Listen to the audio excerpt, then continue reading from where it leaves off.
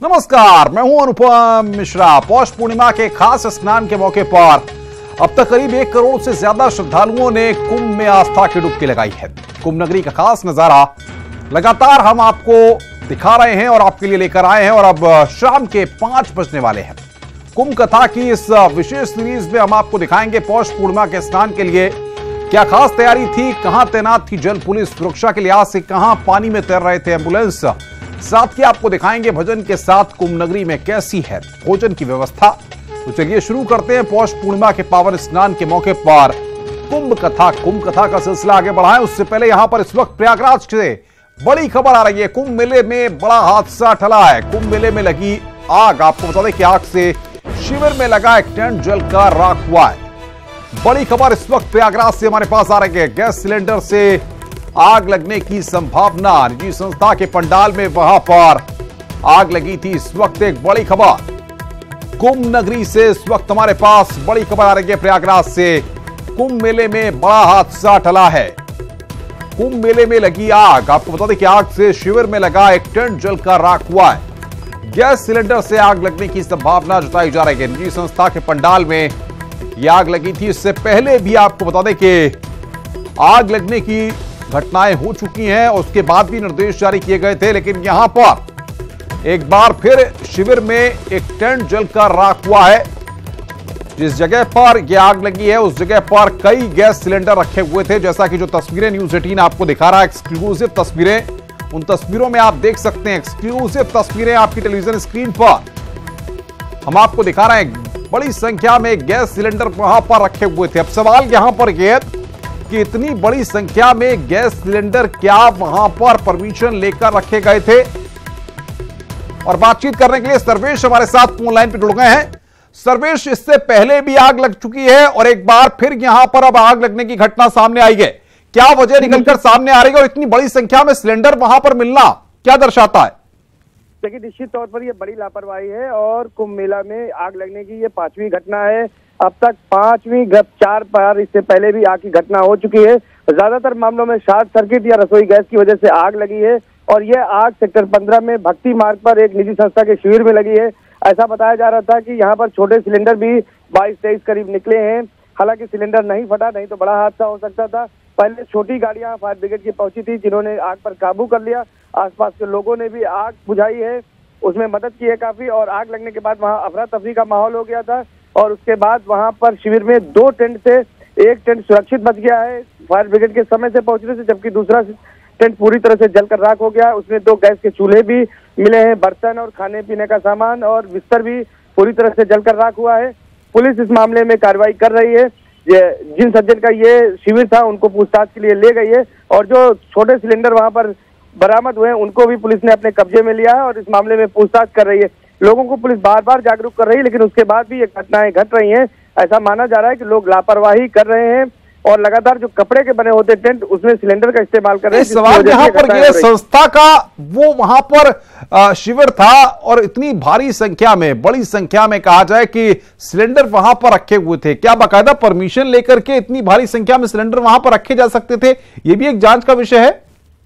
निश्चित तौर पर जांच का विषय है। प्रशासन इस मामले में अब कार्रवाई कर रहा है।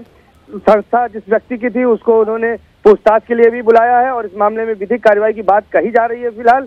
और निश्चित तौर पर किसी तरह की कोई अनुमति नहीं ली गई होगी, तभी इस तरह से एक शिविर में इतने सिलेंडर रखे गए थे और जिसके चलते यह हादसा हुआ है। जी, भारी संख्या में सर्वेश पुलिस फोर्स की तैनाती है। तमाम अलग फोर्सेस कुंभ मेले में तैनात हैं, जिनको लगातार थोड़े थोड़े अंतराल के बाद निर्देश दिए जा रहे हैं। तमाम शिविरों की चेकिंग के निर्देश वहां पर हैं। आखिर ये सब चीजों को क्यों नजरअंदाज किया जा रहा है? इतना बड़ा मेला है, इतना बड़ा कुंभ है, उसके बाद इस तरह की लापरवाहियां बरती जा रही हैं। ये निश्चित तौर पर बड़ी लापरवाही है ये।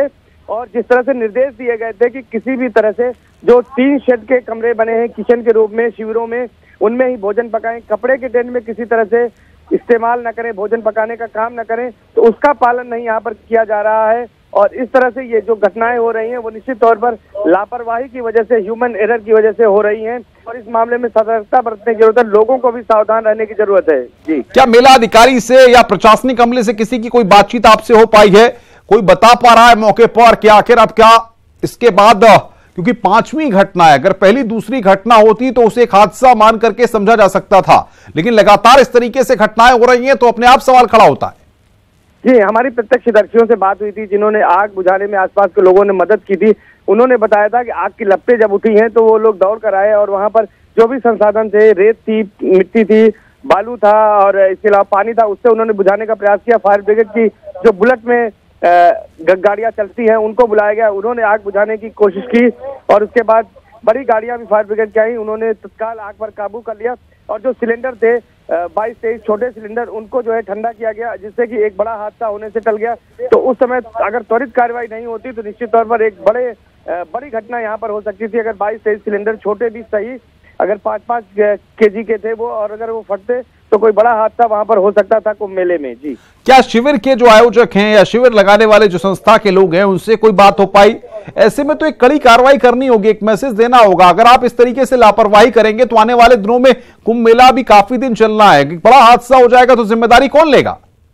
ये निश्चित तौर पर ये बड़ी घटना है। पुलिस ने जो जिस व्यक्ति के नाम संस्था अलॉट थी, जिसकी जिम्मेदारी बनती है, उसको पूछताछ के लिए बुलाया है, अपने साथ ले गई है। इसके साथ साथ सिलेंडर भी उन्होंने जब्त किया है, पुलिस ने जब्त किया। कार्रवाई करने की बात कही जा रही है, लेकिन बड़ा सवाल यही है अनुपम कि जिस तरह से ये सिलेंडर यहाँ पर रखे गए थे, इसकी कोई अनुमति नहीं ली गई, तो क्या ऐसा कोई प्रशासन की कोई व्यवस्था नहीं है कि वहां पर बीच में वो चेक करें कि क्या हो रहा है शिविरों में, कहाँ पर लोग सिलेंडर जो है यूज कर रहे हैं?